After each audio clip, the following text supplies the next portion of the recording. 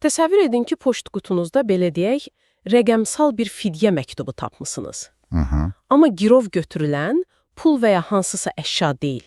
Girov götürülən beyninizin tamamlamağa ehtiyac duyduğu məlumatın düz yarısıdır. Dəqiq. Sizin üçün xüsusi hazırladığımız bu dərin araşdırmamıza xoş gəlmisiniz.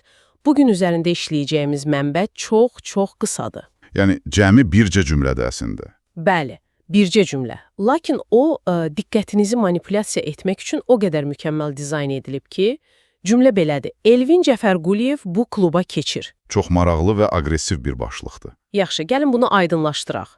Bu cümlə mənə ən maraqlı yerində kəsilən və qatilin kimliyini gizli saxlayan o köhnə detektiv filmlərini xatırladır. Sizcə doğrudanmı məlumatı belə natamam vermək oxucunu daha çox cəlb edir? Tamamilə.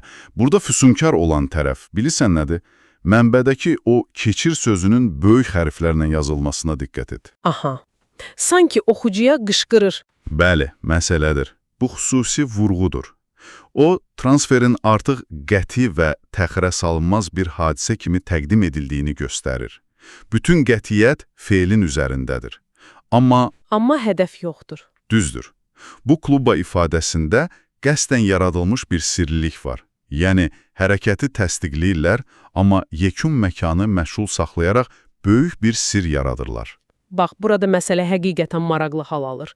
Çünki, gəlin reallıqla üzləşək. Bu, müasir oxucunun diqqətini dərhal cəlb etmək üçün istifadə edilən çox standart bir taktikadır.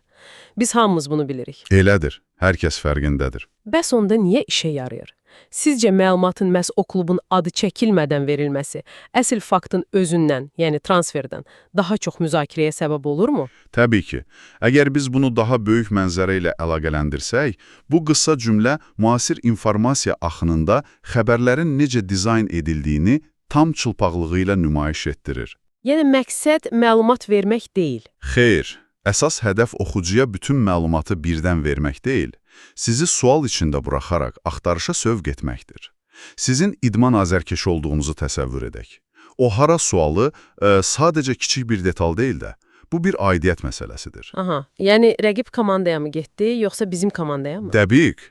Sizin duyğularınızla, tərəfdar emosiyalarınızla oynayırlar. Manipulyasiya olunduğunuzu bilsəniz belə, o cavabı öyrənməmək narahatlığı əsəbinizdən daha güclü olur. Çox düzgün vurğuladınız. Yəni biz, belə deyək də, Elvin Cəfərquliyev filan kluba keçir kimi tam şəffaf bir varianta bəlkə də belə güclü reaksiya verməzdik. Əlbəttə verməzdik. Şəffaf mətndə o acılıq yoxdur. Burada isə böyük hərflərlə təcililik hissi yaradırlar və klubu gizlədirlər. Belə çıxır ki, sözlərin xəbər vermək missiyası tamamilə arxa plana keçib.